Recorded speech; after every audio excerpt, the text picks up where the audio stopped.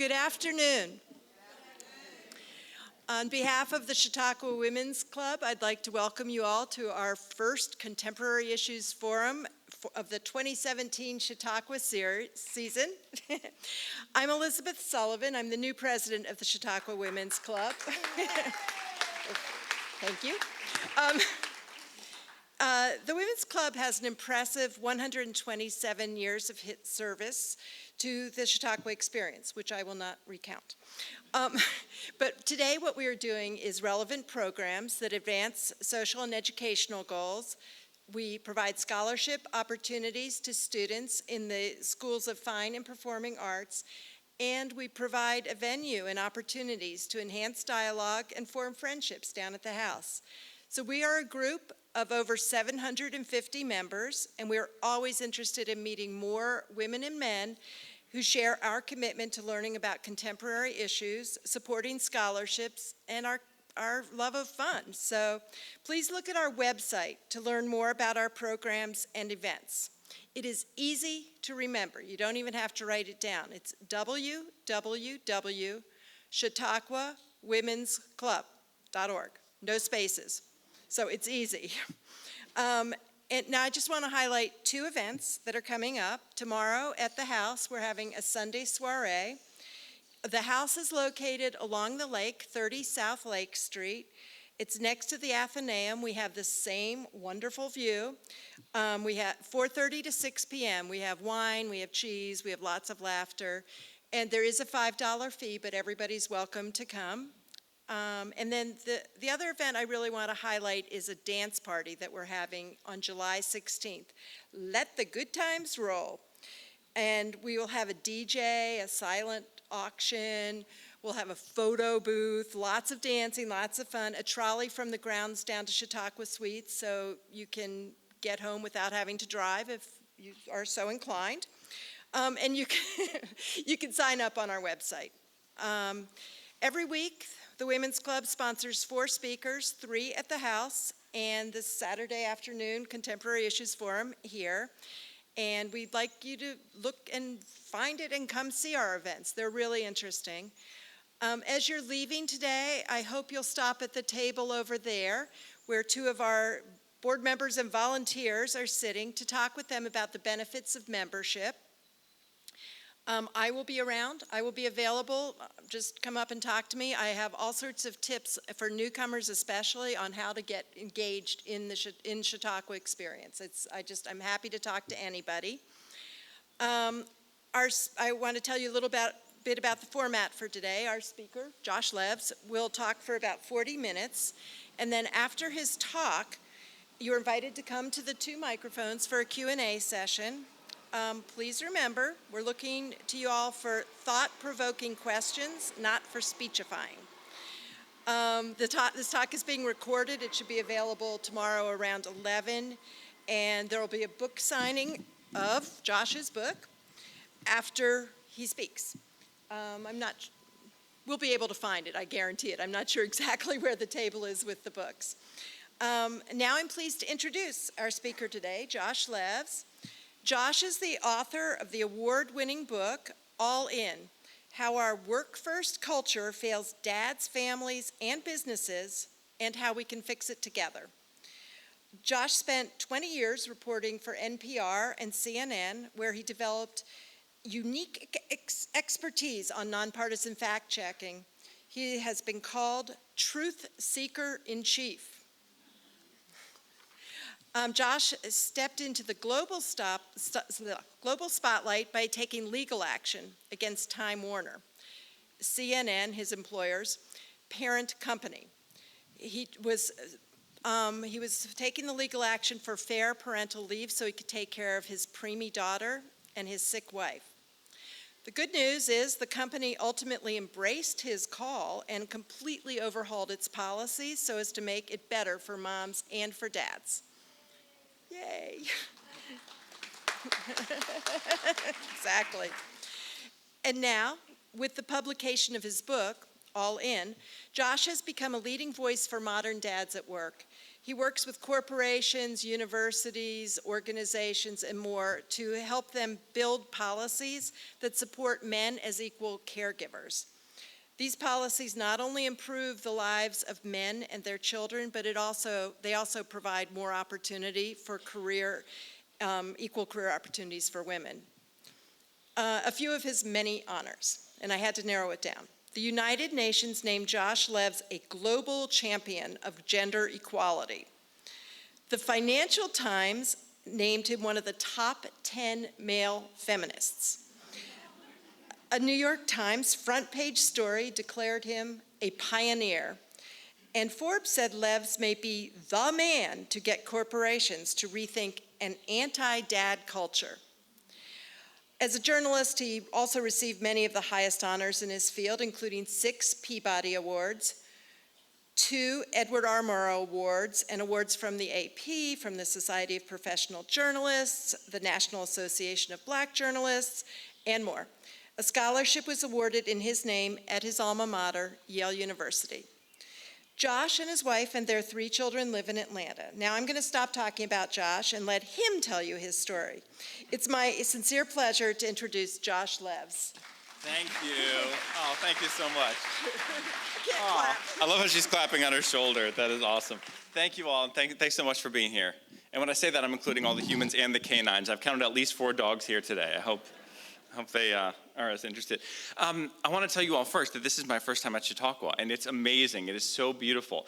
I grew up in Albany, and you would think I would have come here at some point, but never did, although I did hear about it. And when I was asked to speak here today, I did a bunch of research, which, as you'll learn, is what I do about everything. And I got to tell you that the history of this place that we're at right now is particularly significant for my career and my life. First of all, the whole basic idea of making sure that education can be open and available to everyone, and the history that Chautauqua had of working to give college-level education to people who couldn't afford in time or money to actually get that. But also, the Women's Club specifically has a long history of working for gender equality. And what my career is entirely about right now is working for gender equality and enlightening people with facts and information that no one has ever presented before. So it all comes together for me beautifully right here. So thank you. I'm going to tell you about my journey, the journey that I've been on for the last few years. And it's a journey that I did not see coming, I didn't ask for, but in a way I've been preparing for it my whole life. And it's one that, as you heard, brought me to the United Nations. And the other day I was testifying in Congress, and I went to Oxford to debate feminism. So it's brought me surprising places. But the most amazing thing about it is that it's given me an opportunity to talk with people all over the world about what is most important to them. And I've come to understand that when it comes to what's most important to people, we are all, well, most of us, the vast majority of us, are the same. The vast majority of us are on the same page and want the same things when it comes to what's closest to us in that nucleus of our life. But this journey begins in maybe a surprising place. It begins in Great Barrington, Massachusetts. Anyone even heard of that place? So, okay, good. As I said, I grew up in Albany, but my grandfather lived in Great Barrington. And we used to go there every Friday. A bunch of the cousins would get together. And my grandfather was an entrepreneur and a small business owner. He was the one kosher butcher in Great Barrington. And his shop where he sold the stuff was this little shack at the edge of his driveway. It was this beat-up shack. It was way, way, way smaller than this stage. Well, actually, no. If you go from there to there, it was about the size of this stage. That's about right. And I remember as a little kid, I was enthralled by it. I was fascinated.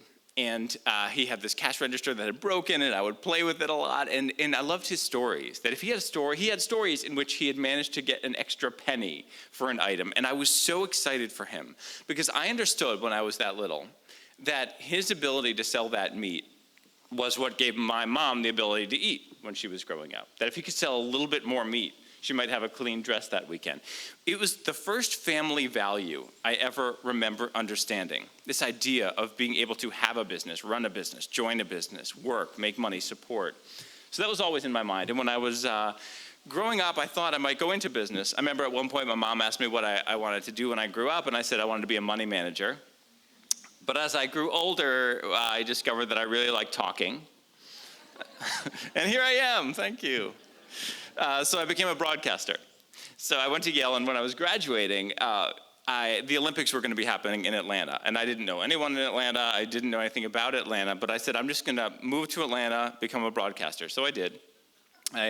I moved to Atlanta. I got a job selling tickets at a comedy club to get by on one meal a day. And I showed up at the local radio station during the pledge drive. Now, we probably have a lot of NPR listeners here, so you probably know about the pledge drives. Okay. So I went to the pledge drive, and while I was there, I met everyone. I said, let me intern. I will do anything. I'll take out the trash. And they said, free work? Okay. So I started hanging out there while still getting by on that one meal and taking the public bus up to the comedy club at night. After a few months, I've managed to find a shot on the air. And when they heard me on the air, they said, oh, you're not terrible at this at all. Okay, feel free to do more.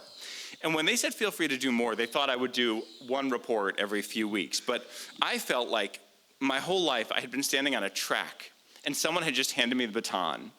And I wanted that baton, so I was going to run off the track and through town and never come back. So I started doing 5 reports a day. I was working I went from being having no career, never talked into a microphone or done professional journalism to reporting all day long. And then a few weeks later, I did my first report for the network and got myself in place in time for the Olympics when they needed people in Atlanta and NPR. So suddenly I became a network reporter. So I was reporting for NPR, and that became my career. But because I care so much about that core value, one of the biggest things I did was no matter what I was covering, I'm based in Atlanta, so I would do a lot of stories on major businesses. I would do stories on civil rights. I would travel around. But I always talked to people about work. I made sure to talk to them about work. And I didn't just do that there. I spent a month in Nuremberg, Germany as a journalist, which is wild, on a fellowship. And I interviewed Nazis, like actual Nazis. Oh, side note, you should have seen their faces when they looked at me, because they'd been told some reporter wanted to interview them, and they agreed. And then as soon as they saw me, I guess I wasn't Aryan enough for them, because their faces fell. It was awesome. But but even there, like everywhere I go, I spent 4 months in Australia. Everywhere I go, I talk to people about lots of things, but one of the biggest things is work. And I came to understand that it's a litmus test for society. If anyone has a shot at opening a business, running a business, joining a business, working their way up in a business, then you have more freedom and more true democracy. The more actual freedom you have to succeed in business, despite no matter what, your race, religion, gender, background, everything, if it's based on your work, the more of that, the more true freedom you have. So I was loving this and enjoying it. But at the time, I would watch TV news, and one day I realized I had to switch over to TV news, even though it's almost unheard of from NPR to jump to network TV. But the reason I wanted to jump to TV is very telling in today's environment. I couldn't stand all the lies. I would watch TV news, and I would see how it had turned into a giant open mic night, how anyone can get on the air and say anything they want to say. And there's no standard process of going back and making sure that what was just said is true. And that's what journalism is supposed to be. It's the bare bones of journalism, to make sure that what you're giving is true all the time. That's the mission. So I tried to get in at CNN, and I got a job behind the scenes while staying on the air at NPR, split my time. And after a long time and a lot of efforts, I finally got my shot on the air at CNN. And the reason was I sat down with the president, and I said, look, I want to be this uber fact-checker guy. I want to go on the air and just keep popping in on the air after interviews all the time and say, here's what's true, here's what's false. Now, it's totally ridiculous that I pitched that as an idea. That is the same thing as a doctor going to the head of a hospital and saying, I have this great idea, I want to heal people. Or, a teacher saying to a principal, I have this great idea, I want to educate students, as though it's like somehow original. This is journalism. I wanted to report facts, but they found it really an interesting idea. So I did it. So the actual marching orders I got, he said, okay, try it on the weekend. So I went and I did one on the weekend, and everyone liked it. And then I thought, okay, how can I run with the baton this time? How can I turn it into something really big? Since everyone wanted me to keep going, my marching order has been try it on the weekend. And I realized he didn't say do one report, he said try it. So a weekend is 48 hours long, so I decided I was going to go be on the air for 48 hours. And I started doing tons and tons of reports. And I would get in crazy early. I would get in on weekends at 4 a.m. and do the live 6 a.m. show all day long through the 10 p.m. show and keep doing reality checks all day long. And then the next day, the same thing. Fortunately, they saw the value in it, and it expanded to be across the week, and I got to keep going. But the reason it's so important for what I'm here to tell you about today is, I'm going to take off my watch, by the way, because I will not keep you here an extra minute, I promise. The reason it's so important is that in order to do that job well, I had to learn something. I had to learn how incredibly many numbers in the news are false. Because here I was fact-checking, and I would keep seeing all these claims all the time. And I came to see something that's really, really shocking and sad. The vast majority, at the time, and it's still a lot, of the numbers that are reported are not actually based on anything real. Someone can call 10 of their friends and say, do you think everyone in this country should jump out of an airplane while chewing gum? And 9 of them will say yes, and then they'll put out a news release that says 90% of Americans think everyone should jump out of an airplane and chew gum. And those 10 people were their friends. They didn't actually represent anything. So in order to understand what numbers are real, I had to learn things that virtually zero journalists ever learn. They're things that are considered data geeky or nerdy or whatever, but they're things that spell the difference between real and fake. I had to learn things like margins of error, representative sampling, random phone dialing, waiting for characteristics, sampling errors, which are different from margins of error, and confidence intervals, all of these things. And then I had to learn how to tell when places are right. So there are places that get numbers right and do a really good job because they get these actual representative samples and they know how to ask the right questions. So I started to see that it's incredibly rare that the numbers that you're getting are really accurate. So that was the career stuff. But during all this, something much bigger happened, and that is that I became a dad. And becoming a father, becoming a parent, having a child is always dramatic. But in my family's case, it was crazy drama all 3 times. With our son, our first, when he was born, you standardly take the child home from the hospital at 2 days, and we were going to when the pediatrician listened to his heart and heard something. Series of tests, it turned out he had a heart defect. 1% of kids have heart defects, 1% of them have what he had. And he would need open heart surgery, a bypass operation. So if you can imagine your tiny newborn having to be put out and have their chest sawed open, afterwards, seeing him with all the cords and the plugs plugged into him and a scar that at that age took up basically his whole torso was shocking. It was all a nightmare, but it was also beautiful because it's the story of humanity. This is what we are and what we do. We adapt to survive. We innovate. We create stuff. So when he was undergoing that surgery, he was the recipient of all of the creation that anyone had ever done in this world, creating the electricity, creating the surgeries, creating the medicines, creating education. So he got through it. And what I found is that the lesson that my wife and I learned is really the same lesson that all parents learn, but we had to learn it faster. We had a crash course in parental worries and having to deal with that serenity prayer concept of accepting the things you cannot control. That is the hardest thing about being a parent, accepting what you cannot control. So we got him home, and we were so happy. He's at 2 weeks. He came through everything great. He fortunately did not have a disease or an illness. It was just a fixable thing. And then I had the same reaction to becoming a dad that virtually all men do. And that is that for the first time in my life, I felt real serious financial pressure. Financial stress. You can tell I hadn't worried about money previously because I went to Yale and then went to work for NPR, which you do not do if you care about money. Journalism in general. It's just you're not going to have any. But all of a sudden I was like, whoa, baby at home, wife. My wife was going to be home as far as the eye could see. I was sole provider. And I was thinking, okay, mortgage and insurance and in the future this college. And it really got to me. At the time, the more I worked, the more I got paid. So I started doing way too much work. I was doing those double shifts on weekends, and I kept doing it even though I didn't need to anymore. I would do time and a half during the week. I would keep working on the air all day long. People were like, you're always here. You were on the air when I went to sleep last night, and you're on the air when I woke up. I was overworking.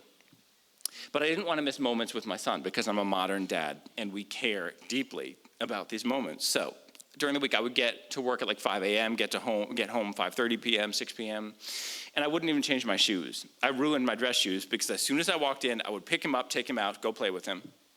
And I was wearing him, we would roll around, we had all sorts of fun things. Then I would bring him home, I would cook dinner, I would play with him and talk to him while my wife was resting. And then I would do his bath and the whole bedtime ritual, which is all these books and songs and stuff. And it was wonderful. But even though I was there, I wasn't fully present. My wife would sometimes wave her hand in front of my face and she would say, "Yoo-hoo, where are you?" My mind was somewhere else because I was stressed. I was thinking about the next day's work. And I was thinking about all the things I had to do. And when you're constantly working and constantly stressed, you really don't have focus. Baby number 2 changed that. The drama there was, the way I like to put it, was that he and my wife conspired to skip labor altogether. It's this thing that almost never happens, but my wife, 3 weeks before her due date, fell to the floor of our bedroom. And let's see if I can get a little clip of my 911 call. She fell to the floor of our bedroom and she couldn't talk. And stuff started coming out into my hands. I won't gross you out, but some things started coming out into my hands. And I got on the phone with 911, and I was describing to them what was happening and what I was seeing, because I didn't understand that it was birth. I thought something was wrong. It was premature. There had been no labor. Then I saw the baby's eyes as he came out, and his eyes were shut, and there was no sign of movement. And then I saw his neck, and the umbilical cord was wrapped around his neck 5 times. And then I saw his entire body, and there was still no sign of movement. There was nothing showing me that this baby was alive. And I want to tell you right now, everything worked out great. At one point, I ended up sharing a little clip of my 911 call. I have a little piece of it here. You might not be able to tell what the words are, but I'm going to play a little bit for you, just in case you can. Let me see what I can do. I get on the phone with 911. Here's a little clip of what happened. What do I do? I'm holding my baby's head. Okay, listen, I want you to support the shoulders. Okay. And hold the hips and legs firmly. Okay. And remember, the baby will be slippery, so don't drop it, okay? Okay. Okay, so is the baby completely out or just the head? No, just the head. I'm seeing the head. It's scrunched up. Let him. But it's not crying. It's not making noise. Its eyes are shut. Okay, have her to push hard and get the baby out, No, okay? push hard. Get the baby out. Push hard. Push hard. Oh, my God. I'm holding my baby. There's an umbilical cord and someone wrapped around his neck. I'm taking it off. Okay, listen, gently wipe the baby's mouth and nose. Oh, it's choking. It's choking on the cord. Breathe, baby. Breathe. Breathe, baby. Breathe. I'm going to leave it going on. Let me give you CPR instructions for the baby, okay? Oh, the baby's breathing. Is the baby breathing? Yes, it's breathing. All right, baby's breathing. Everything worked out great. And don't worry, if you're planning to have kids someday, this will never happen to you or to your children or whatever. My family, we have all the exceptions happen to us, so everyone else can be the rule. Now, in that clip you just heard, I actually skipped 84 seconds within the clip. So there was this 84 seconds extra in there, in which the baby wasn't moving, I wasn't seeing signs of life, but it also reminded me of the incredible importance of journalism, because it's so random. What you don't hear in there, what I skipped, is that she was reading to me off of her list what you're supposed to do. And she was telling me to tie the umbilical cord off with a shoelace. But I just randomly knew not to do that because my nephew had had even a more traumatic birth, again won't happen to you, where the doctors thought he wouldn't make it. And it turned out that he was fine because he was still getting oxygen as though he was in the womb because he was getting it through the umbilical cord. So I knew not to tie it off until I could tell the baby was breathing. So you never know what random piece of information might affect your life. And I'm saying the baby in there because even though I had his whole body right there in front of me, I didn't glance down to see his gender because I was focused on the neck. And then right after you hear that, baby's breathing, the EMTs showed up, I come downstairs, I let them in. When I get upstairs, my wife spoke for the first time and she said, "It's a boy." And it turned out she couldn't speak when it had all happened because she had all the pain of childbirth at once. Now, I want to take a moment to say, I know that every birth story is more my wife's than mine, and I'm super careful not to talk to her for her. She's her own person. She describes it her way. But I can tell you this, seeing birth, it has caused me to totally redefine heroism in my mind. And on behalf of humanity, I'm so grateful to any woman who ever chose to go through that for the propagation of our species. It's unbelievable. I don't know. Some guys say, "Oh, it would be great if I could get pregnant." Not me. No, I wouldn't. Oh, my Lord, no. So it's incredible. But it took me months to process what happened there. And for months, every time I blinked, I saw his face at first without any sign of life in the inside of my eyelids. Like it was stuck there. It was trauma. Anyway, after months, I started to process it. And I came to understand that in that moment, my priorities in life were so clear. I didn't care about money. I cared about life and moments and being there and connecting. So I started looking for work-life balance, and this is when I started reporting on dads. It seemed like an obvious thing to do. Here I was, this reality check guy. I was doing all kinds of stories. A Father's Day was coming up, so we organized a bunch of dads to get together, and we taped this long conversation with them, and we ended up airing 3 segments. And in these segments, we talked about the kinds of things that my friends and I talk about, my fellow dads and I, normal conversations. Things like, what are your stresses, and what do you want for your kids, and how does your parenting style differ from what you experienced growing up? If you are having to work to support the family, what moments are you missing at home, and how does that feel? If you're the at-home dad, what do you miss about work, and how hard is it at home? All these things. So we aired it, and the responses to these segments blew me away. It was out of proportion huge. People were so fascinated by these stories. They became the #1 thing on the CNN newsroom blog. We were getting all these calls and emails. And then I got calls from media wanting to interview me about being a dad who interviewed dads.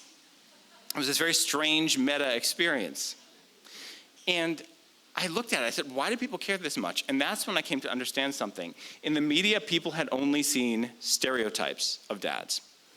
They had seen Homer Simpson. They had seen Al Bundy. They had seen these TV characters. And anytime the news did stuff about parenting, it was almost only moms. It was incredibly rare to see a dad, or there would be one token dad in a group of moms, and he would always be very acquiescent and not say much because you want to let the moms have their say. No one had ever seen dads have actual conversations, the kind that dads in my generation have all the time. I was like, this is a totally normal thing. It's a fine segment, but it's not that big a deal. But I came to understand that's what was happening. So I took that fact-checking lens and started using it to report on parenthood. So in addition to all the normal reporting I was doing, now I started reporting on families and dads. And I looked for the real data. And I came to understand that the vast majority of the numbers that you see about dads in this country are totally false. I looked for the real numbers. The real numbers show that the average working father each workday spends 3 hours caring for his children. Virtually 100% of men today who live with their children care for them in every major category, several days a week or every day. And those categories are clothing, bathing, feeding, doing homework with them, talking with them about their day. Not only that, but the majority of black fathers live with their children, by far the majority, and on average, the most involved. These are what the real numbers show. But no one knew this stuff because there's this lazy dad image. Now, this is all going on. I'm reporting on dads, and all of a sudden there's this big switcheroo where I become the dad in the news, and that's because what happened with baby number 3. With baby number 3, we were like, okay, this is going to be the drama-free birth. Everything's going to go totally smooth, but it's my family, so of course not. So here's what happened there. When my wife and I looked at what was going on in our family, we realized that after this baby was born, I would be needed at home to do some caregiving. And that is totally normal. I had been reporting on this. That's normal. Dads do caregiving now. Unfortunately, our structures in society are not designed to make that possible. So the policy that I was under at CNN was wild, but also typical. Under this policy, anybody could get 10 paid weeks after having a kid, except a guy who got his own wife pregnant. Anybody except a traditional dad in a traditional scenario whose own biology led to the creation of the child. Anyone could get 10 paid weeks. So if I gave my daughter up for adoption, someone else could adopt her, my colleague, and get 10 paid weeks for that. Or if there was a surrogate, 10 paid weeks. Or here's a good one. All right, you all are so smart. You can follow me on this. If I had a same-sex domestic partner, and he adopted a baby, but I did not co-adopt the baby, so I'm not legally a parent, I could still get 10 paid weeks to care for his kid, all of which is great. I support that. But the real me, I couldn't. So I went I found out the protocol. And it was to go straight to the benefits department. So I did, and I presented this to them. I said, look, this has to be an oversight. There's no way you meant to say that when there's caregiving leave that anyone could have it except the traditional dad. That can't be on purpose. And they said, oh, that's so interesting. Put it in writing. So I did. And then months went by with no answer. And I was told at one point, when I asked for an update, I was told it had risen to the top of Time Warner, and that all of the branches of Time Warner were weighing in on this, which means everything you think of, Warner Brothers, HBO, DC Comics, CBS, Turner, everything. As though somehow there was something to weigh, which in and of itself was strange. It's just say yes, that's it. Then, because it's my family, my wife went in for her 35-week appointment and had severe symptoms from preeclampsia, which were really scary. And for those who don't know, you probably know, but if you don't know, even in this era, if preeclampsia becomes eclampsia, it's deadly. Even in this country, women still do die in childbirth. It's rare, but it happens. So they had to induce right then. So I was messaging work from the hospital room saying, am I going to get this leave or not? Because a dad like me, I could only get 2 paid weeks. Still no answer. 11 days later, I'm home holding my 4-pound preemie, caring for my sick wife and my 2 boys, messaging work saying, am I coming back to work now or am I getting the leave? And that's when they wrote back and said, no, I could not have the leave. Now, everything that happened from there is in my book, which is probably an obnoxious teaser, but HarperCollins would like me for saying that. But what I want you to know for now is this. I took legal action. I announced I was taking legal action, filing a charge with the Equal Employment Opportunity Commission with my lawyer. And when I announced that, the responses that came in blew me away. It was like the first time I had reported on dads, except huger. It felt like I had unleashed the floodgates of love, and all this love was pouring in. I heard immediately from women's groups and men's groups, prominent individuals, famous people, mom blogs and dad blogs, conservatives and liberals, people across every spectrum, socioeconomic spectrum, business leaders. I heard from all these people with all this support, and it was a bigger response than I thought. And the media response was wild. We were on the front page of the New York Times business section and later on the front page of the New York Times itself, and all the news shows were calling. I had to go back to work because I couldn't get the leave. And while I'm at work, I keep getting these calls. They're talking about you on the Today Show now. Okay, what else? Everyone wanted to know about this. And I was fascinated and confused why this many people cared this much about my family's situation. And fortunately, I got the chance to look for answers. Because at this time, my agent, we put together a book deal, and HarperCollins came along, and they said, we want you to write a book on this.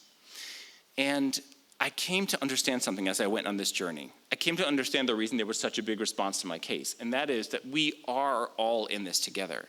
Everyone who wants true gender equality, we're all on one team. And what no one has ever known, or most people haven't known, is that the same things holding back women at work are holding back men at home. You cannot achieve gender equality in the workplace as long as our work structures are designed to push women to always be caregivers and men to never be caregivers. And this is caregiving for a child or for an elderly parent or for a sick spouse or whatever. So I had to look into what the core of the problem was. There were all these symptoms I was seeing, but what was the source of the problem? And I came to find what the diagnosis is. 2 words: mad men. That's where all this comes from. Our modern work cultures were factually created in the 1950s. And in a way, it was an amazing time in America. We were suddenly the superpower. We were coming out of the war. We had a whole new economy. There were active efforts to get women to stay home and have lots of babies and to make sure those jobs freed up for men, including women who had gone to work during the war.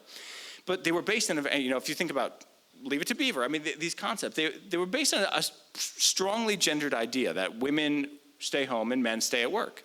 And for some people, that's perfect. But the difference is, my generation grew up on something else. Who here has ever heard of an album called Free to Be You and Me? Yay. Okay, I'm so happy to be in a place where people know this album. I speak around the world, even around the country, people don't know this album. I'm like, that's a tragedy. Okay, it is a great album. So it was by the makers of Ms. Magazine, and it had all these songs and skits for kids, and they were all about gender equality. They were all about the idea boys and girls grow up, and we can all change the diapers, and we can all work, and we can all clean the floors. And it just seemed obvious to me. When I was growing up, the girls I knew were just as smart and capable. Same with when I was at Yale, just as driven, just as smart, just as capable. It seemed clear to all of us that we would have equal opportunities in life. Here I am, more than 20 years out of college now, and less than 6% of CEOs are women. So what went wrong? Well, I grew up on Free to Be You and Me, but the workplace didn't. The workplace was created in the Mad Men era and hasn't grown up since then. And I've come to see that it all boils down to 3 things: laws, policies, and stigmas. So let's look at the one big law that gets a lot of attention, all right? People complain all the time. We are the only developed nation on earth with no national paid maternity leave. It's shameful. But no one ever talks about why it's like that. When I dug into it for this book, I came to understand why it's like that. Of course we have no paid maternity leave, because the thought process behind it is she's a woman. She doesn't need money. The man makes the money. The net result of this is that we are the only developed nation, almost the only nation, forget developed. It's just us, Papua New Guinea, and Suriname. And I did the math. So of people who live in a nation that's like this, 98% of are Americans. All right. The net result is that we have no infrastructure in this country to make sure that when a baby is born, it can have a parent at home and food on the table for at least a block of weeks. None. So there are a lot of babies that are getting put into daycare right away because families can't afford for either parent to stay home because there's no structure for that. And it's based on that Mad Men presumption. Now that's an example of a law, but the policies work in a similar way. More than half the countries and more than half the businesses in this country have maternity leave, but it's almost always really not maternity leave. They just like to call it that. It's really disability leave. So if I work for that company, I break my leg, I get the same leave. And women are paid for this block of time to stay home, but it's really for physical recovery, and there's no caregiving leave. Less than 1 in 5 companies have caregiving leave or paternity leave available to men at all. But the worst piece of news on all of this is that even when paternity leave is available, it's incredibly rarely used. The overwhelming majority of paternity leave goes unused. And the reason is that above all else, the most powerful force affecting us are the stigmas. Men who do become caregivers, men who do take time off or seek a flexible schedule for caregiving are often punished in the workplace. And there's a series of studies with legit methodologies that show this. And there are all these guys in my book who experienced this. There's a lawyer who was considered a rock star at his law firm. They loved him. Then he had this horrible situation. Again, won't happen to anyone you know, but his wife was pregnant and attempted suicide while pregnant. He stayed home and cared for her and the baby. He came back sooner than he had to. But when he came back, his law firm would not give him his cases anymore. They demoted him. And then a few months later, they fired him, said they couldn't trust him anymore, even though his work product hadn't dropped. And in a deposition, they admitted they had traditional views of men and women. There's a man in my book he was a Maryland state trooper. And his boss told him he could not have the time off that he's legally entitled to care for the baby because women are supposed to care for babies unless they're, quote, in a coma or dead. And that was actually a female boss, which happens. There's another one. I'll tell you one more like that. There's a guy I know. He got this call at work, and his wife was 38 weeks pregnant. Something went wrong. Placenta wasn't working. They had to deliver right away. He went off. He was crying at work. He went off to be with her. All he did was miss the rest of that week, so just a couple days. And when he came back to work on Monday, his boss called him in and rebuked him. How dare you take off so much time? Don't you know you're needed around here? And they had been training him to be a leader. But what he did at that point, he was fortunate. He had a strong sense that he had another job in the pipeline. So he looked at her, he quit, and walked out, and they lost him. This kind of thing is happening all the time, these stigmas against men. And so men don't have equal opportunity, even if it's there on paper. It happens all the time. Bosses sometimes even tell people, yeah, we have 6 weeks of paternity leave, but you're not supposed to use it. So as long as this is the case, we're not going to change that. And this is how it all comes full circle. The biggest thing propagating these backwards ideas of men and women are the falsehoods. There are all these falsehoods out there that are being told about men. That guys are lazy, that dads are less involved, that dads are leaving all the work to women, that dads are refusing to do equal work. The real figures show that dads and moms today are putting in equal hours on behalf of our families. When you put together paid work, unpaid work, and childcare, it is the same number of hours. The difference is that for men, many more of those hours are in the workplace. And for women, more of them are at home. So you find really clueless yet well-meaning journalists who will do reports and say, do you know that even when moms and dads work, moms still do 3 times the childcare and 3 times the housework? Yeah, that's true, because men are putting in more hours in work. And there actually truly is a wage gap, and the wage gap hurts all of us. Families need money. If a woman isn't making as much as she deserves, the man's working even more to make up for that deficit. So these systems are a real problem. And these images that have propagated the news, these images that are in TV ads all the time, these images that are in movies, that are in TV shows, of the lazy dad who's irrelevant, they're the reason that we still haven't fixed this. Because leaders believe this stuff. Bosses believe this stuff. They truly believe that if you give a guy a flexible schedule or paternity leave, he's really just going to go home, kick up his feet, not do anything, which is hilarious because caring for a baby is so much harder than anything I've ever had to do for work.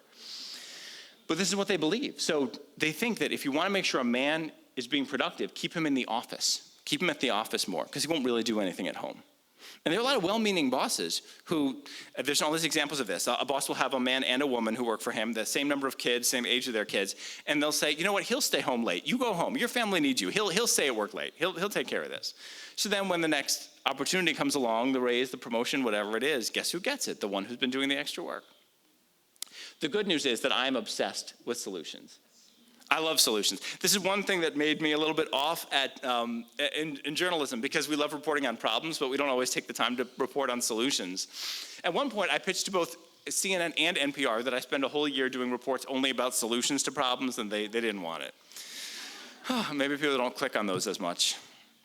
But the good news is that the solutions to all this stuff benefit literally everyone. Everyone. Keep in mind what I told you at the beginning about my grandfather, all right? I would not want any system in place that would make it harder for him or anyone to do business. So, for example, I oppose any law that says that businesses have to pay people when they're not working. The good news is we know what does work to fix this. What we need in this country is called paid family leave insurance. And we know we need it because it already exists. California, New Jersey, Rhode Island, and now New York have this, and we have the results. The way it works, it is not a law requiring businesses to pay salaries when someone doesn't work. Instead, it's an insurance program. There's this tiny little payroll deduction that creates a fund. And when you need paid family leave to care for anyone, a sick spouse, an elderly parent, a child, newborn child, or any age, or yourself after an illness, you get paid out of that fund. There were people beforehand who said, oh, it's going to be a tax on employees, it's going to kill business. They've all gone totally silent because the figures are in. This is the most successful policy of any kind I've ever seen. Businesses in California were asked whether profits and employee retention, all these things are up or stayed the same, at least. More than 90%. And most said profits were up. In New Jersey, there was a survey, 2/3 of businesses said profits are up, 1/3 said it was the same. None of them said they lost a penny off of it, and of course they didn't. These businesses have it great. This person gets paid from the fund, and then during that time, the business isn't paying them. So they can instead pay overtime to existing employees, or hire a temp, or just save the money, which is what they often do. And then these people come back to work. So now moms will have disability leave for recovery, which is important. It needs to be there only for moms, and it is. And then after that, they'll take their paid family leave for caregiving, and then the dad will. And when you put all that time together, it's months. And during that time, they have a chance to work something out longer term. And as a result of it, more people are staying in work. And more companies are choosing on their own voluntarily to also offer benefits. And I love that, and I work with them to do it. And the reason is that they make profits from it. And I've done the math on this, and I show it to them. Replacing an employee can cost up to 200% of annual salary. But if you give them leave, they're more likely to stay. And the big secret no one knows is that these days, men in this country are even more likely than women to switch jobs, take pay cuts, switch careers, move states, or even move to another country to have more time with their families. Even more likely than women. The difference is we're not talking about it. So businesses think this guy got another job somewhere. The leaders don't know they could have held on to him if they had been willing to work with him and make sure that he gets some work-life balance too. That work-life balance isn't just for women. And then the third part of this is fixing the stigmas, having conversations in which we all recognize that we are all in this together. And when you're talking with friends about work-life struggles, that you include men in the conversation too. And it's about men not being afraid anymore to talk about it. I go to businesses all over the world now. And when I go to these businesses, after I speak, for the first time, men raise their hands and they share the stories of what they've been struggling with. I spoke at, I'm not allowed to say the institution, I spoke at a major federal agency. And I talked, and then one of the top executives said that he and his wife have been dealing with this for a long time. They both work full time. They have a son who has special needs, and they've been struggling always with how to get him to the doctor. Afterwards, women came up to me and said they've worked with him for 12 years. Some didn't know he had kids, and none of them knew that his wife works or that they have a kid with special needs, because men don't talk about it. There's another time I was talking, and right beforehand, there was this dinner, and we got to talking about food. And this one woman at the dinner talked about the man at the chef at her school. She said, he makes the most wonderful food. Someone else at the dinner happened to know that guy. And she said, oh, and he's a great dad. And the first woman said, he has kids? And the second woman said, he has 5 kids, and he's very involved in their life. She said, he's never mentioned that, and he's worked for us for 7 years. We don't talk about this stuff, so no one knows the truth about today's dads. We have to fix this. This is, Sheryl Sandberg wrote this book, Lean In. She's been very supportive of me, wonderful. And she says it in my book too. Women cannot lean in until we all can be all in, at work and at home. We have to fix this. All right, we're going to get to questions, but I want to end on this, asking you a question, give you something to think about. While anyone who has questions, feel free to step up to the mic, fire anything you want at me. And while we do this, I want to ask you a question. I like to ask people this. What was your first dream? Not your first overnight dream, your first aspirational dream, when you thought of what you might want someday.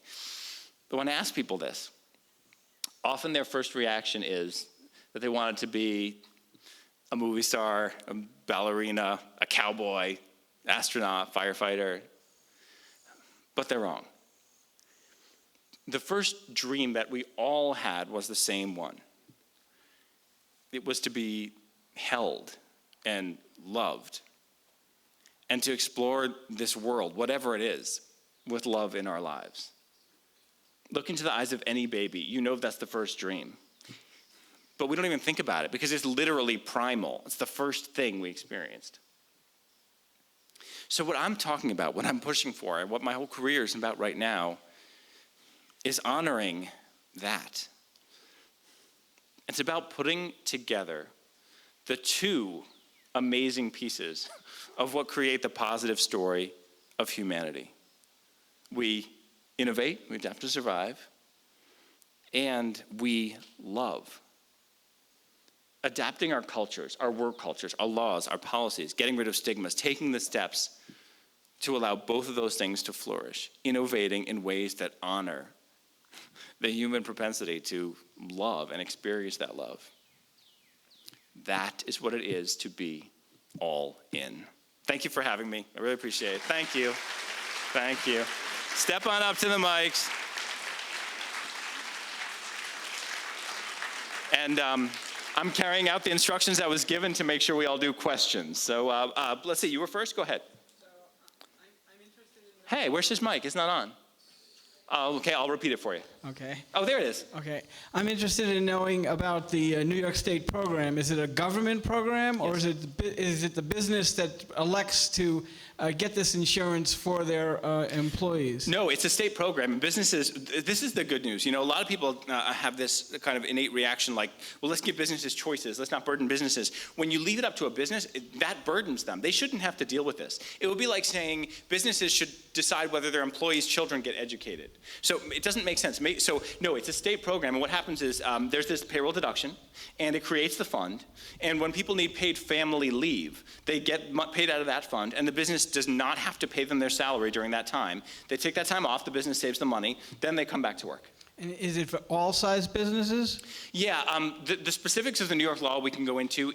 Like most small businesses don't even have employees, so it doesn't come out that, so it doesn't end up mattering. But yes, as a rule, when you look at employers, it's standard deduction that gets added to within payroll taxes.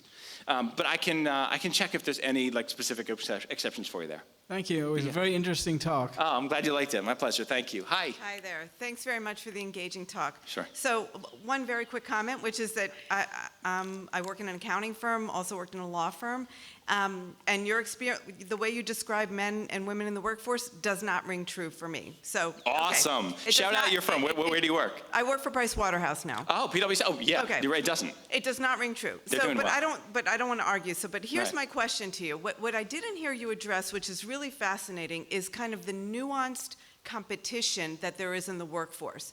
Okay, you have your stigma, you have a baby, that's fine. That's fine for the first few months. But what happens for the rest of the 18 years while you're raising that kid? Sure. And so what I've noticed is it's the subtle differences among men or women who are not jumping on a plane to go visit a client, who are not willing to go to the trip to China, who are not willing to take calls at 10 o'clock at night. And it's that subtle difference, not so much that men are considered to be lazy or not good caregivers, it's just that there are so many other people who are ready to pounce on the opportunity that that guy or that gal decided that she didn't want to take. Right. Well, I can tell you how businesses are getting past this and why they need to. What this speaks to actually is the same thing as the hours stigma. And what's been shown is that people are raise up the ranks, and this is especially true of men, if they show themselves to be working all the time and available all the time. And it sends a certain kind of signal to bosses that this is the kind of employee we want. They're always on the go, they're always ready. But when businesses have switched up their system, and instead of thinking that way, they've looked at results. How much did this person get done in a year or a quarter or a month or whatever metric they want to use? They find that very often the people getting the most work done and having the most results are not the people who are working around the clock and available around the clock.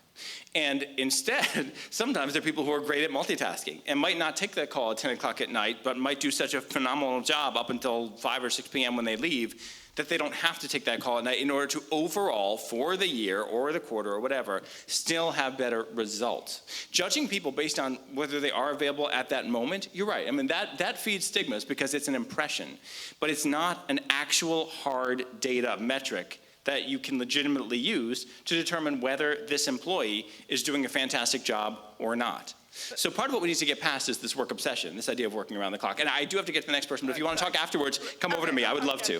Thank you. See, I promised. Okay, here we go. Hi, come on up. Was struck by your portrayal of journalists as really reporting not fact-based information. What does that say about journalism that we always used to rely on? Oh, I read it in the Times, I read it in the Wall Street Journal, I read it in the Post, Right. Washington, whatever. What does that say about us? And has it always been this way? Or if you go back 40, 50, 60 years, was journalism more fact-based? And has it changed? And if so, why? And what do you see as the effects on our country? I'm so glad you asked that, because it also speaks to what's going on now with the attacks on journalists and stuff. So first of all, journalists, as a rule, are doing a great job of reporting facts. What they're not doing a good job of at all is making sure that the numbers they take from sources are always accurate. So this is specific to numbers. And the problem is that the numbers are often sourced without being checked.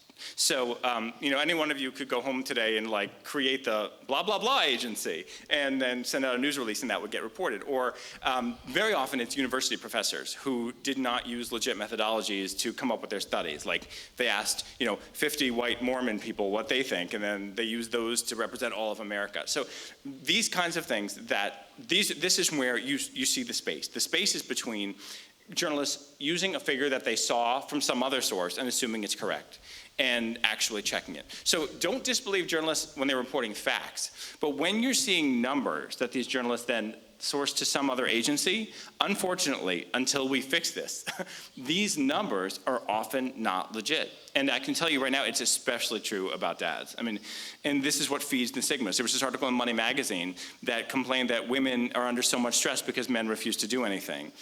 And her source was, she's a university professor, her source was from the early 1990s, a study of 23 couples, which is never big enough to represent anything, and it's a generation ago. And then I responded with my piece showing that, according to the American Psychological Association, with the current data, men and women are under equal stress. We're all under stress. This isn't a gender war. We're in this together. But of course, her piece got 100 times more views than mine did, because people want to read negatives. So what I'm telling you to be wary about specifically are the numbers that are then sourced to something else. So if CNN puts out a study saying our CNN poll showed blah, blah, blah, they have their own numbers. But if CNN puts out a study or a report that says the blah, blah, blah group says 86% of dads do nothing all day and are incapable at home, unfortunately, you cannot trust that number. And that's part of the war that I'm waging right now within journalism, is to get more journalists to learn not to just source check, but to actually fact check. And that means learning things they don't know, like representative sampling, stuff like that. More? Oh, sure, go ahead. I'm having a little difficulty understanding why there's so much resistance to what you're talking about. Because it seems to me in many cases you're dealing with large companies who have CEOs who are sophisticated people, who have large staffs to give them information, and is this just an ingrained provincial idea that men and women are different and women are supposed to stay at home with the kids and men are supposed to do the work? Right. It's funny because my lawyer has now done his second case with a guy at JP Morgan who was told by his boss that only women can be primary care providers and he can't. So it does still happen. Okay, so I have a very positive view of businesses. I think most business leaders really want to do the right thing. And early on in my book, I think it's in the first chapter, I talk about this study that was done at Harvard. I'm a Yaley who's happy to give credit to Harvard when they do good studies. The Harvard Business School did this study in which they looked at top executives. And the overwhelming majority of top executives believe that family concerns are a women's issue. And the good news is that this study was conducted by Harvard Business School students, and they were horrified by that, because to them, it is equal for men and women. But what's happening is we have this vicious cycle. And it speaks to the last question, actually, or 2 questions ago, because there are bosses who really want to do the right thing, but are truly out of touch with what families are like. And you know, I said earlier, nearly 100% of dads are caring for their kids in every major category. The exceptions are the CEOs. They aren't. They are working, and then coming home and working some more. And then they raise up the ranks, the very few men that they find who are like them, the ones who want to sit at their desks all the time. So it's not that they have a provincial idea. A lot of these CEOs truly think that they are progressive, but they don't know that men and women are equal caregivers. So it doesn't occur to them. So I hear from business executives all the time when they hire me, they say, we've been speaking about diversity for so long, and we still don't have any women in our upper ranks. Why isn't this working? And I say, have you ever addressed caregiving gender neutrality? And they don't even know it exists. The kind of work I do, like some people sell cars, I sell schmars. I have to explain to businesses that this whole concept of gender equal caregiving exists, and then I have to get them to want to do it. So they're just out of touch with that reality. That's the problem. I think your grandfather would have nachas from your work. I hope so. I'm not sure he would get all of it, but I think he would get nachas from the fact that I'm standing up here talking at all, so that's something. Hi, go ahead. Oh, there's someone here. Hi. Hi, I have 2 questions. Sure. I have 2 questions. One's kind of a technical question, because you presented this as this was your new idea of fact-checking. Right. And so I'm presuming you didn't have a staff of 30 people. Right. So how did you check your facts, and how do we know that your fact-checking was legitimate? It was legit. Totally great question. So first of all, for my book, I hired all 5 fellow CNN fact-checkers. Like, we're really a few people, we're among the very few in the world who even know how to do this. I hired them when I was writing my book to tear my book apart. Mm-hmm. I said, find something I got wrong, find a number I got wrong, go into the methodologies and find. So there are a handful of people who know these things. And right, I mean, I'm up here saying take my word for it. You don't have to take my word for it at all. What I can tell you is that what I do, unlike everybody else, is I show you the actual sources. So, you know, like I can tell you, here's what the American Psychological Association said, and they looked at a series of 10,000 people across every demographic, whereas this other thing is based on 23 couples in 1994. So I can show those differences very often. And the good news is that sometimes you can prove numbers because of the way that they play out. And this is really interesting. Like, each year, the National Retail Federation does a really amazing job of first predictive numbers, how much people will spend over the holidays, and then they actually do spend that much. And also, they do a good job of figuring out how much was in with each sub-industry. Because then when the sub-industries come out with their figures, it's like the same thing. And there's one, I don't want to make anyone uncomfortable, but one of the most amazing numbers I've seen was in a sex study that accurately determined condom use. Because you would think people would lie about that in like an interview, in like a random phone call, right? But the numbers that they came up with matched sales in those cities. So there are ways to carry out these kinds of surveys and get actual data that are then proven in reality, and those are the ones that you can count on me to keep an eye out for. Well, it's an amazing thing that without a big staff, right, you could do those simple things. The other question, if I may, sure, is you talked about who's more productive, you know, the guy that sits at the desk all the time or the one who doesn't. But there's another aspect of this in many industries, is how much productivity do you have?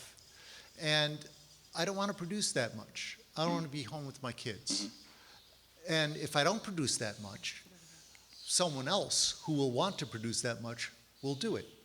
So that's a different kind of issue Yeah. than the one you addressed. Yeah, but it also does speak to like the truth about worker productivity and the many studies that show that after 40 hours, the productivity goes way, way down and mistakes increase. There's a guy who was a co-founder of Facebook, not super famous, but a co-founder who was the one pushing them to work around the clock. And he put out a really beautiful column a couple years ago announcing that Facebook would have been much more successful years earlier if he had worked his people 40 hours instead of 80. And it's true, I mean, based on everything we know from the data. Let me get to the one more, and then I will tie up on time, and then we'll go. Is there a place for me to sign books? Does that exist? Okay, it's over there. Great, I'll follow you. Okay, go ahead. Thank you for your remarks. I appreciate My it. I pleasure. wanted to ask what, in your research, what can communities and schools do to, I've been really active in our parent-teacher organization and some community philanthropic, to make fathers more involved in not the typical roles of sports coaching or grilling at the after, at the end of school bash. Like, Right. do fathers want to be involved in traditional PTO roles, and how do we encourage that and not make it feel awkward? Every dad has the same story of this. First of all, there's still a lot of PTAs that send out messages that say, "Dear moms." Yeah. Stop that, first of all. Not you. I mean, just in general, they need to stop that. But every dad also, I've had it, where like you're off on the playground and there's a group of moms with their kids and they see the dad with their kids and they kind of close off and stay away from you.